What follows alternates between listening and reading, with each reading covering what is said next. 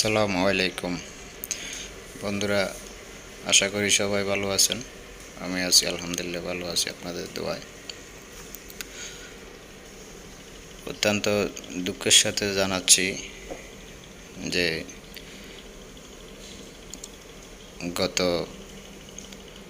20/4/2022 তারিখে আনুমানিক সকাল 10 ঘটিকার সময় কালবৈশাখী হয়।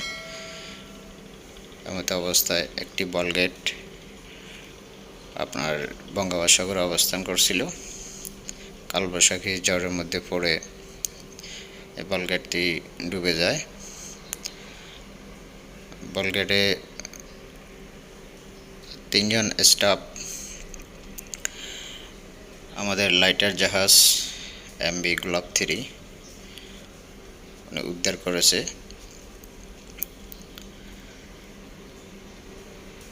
তো উদ্ধার শেষে প্রাথমিক চিকিৎসা দিয়ে ওদেরকে কোস্টগার্ডের হাতে হস্তান্তর করে।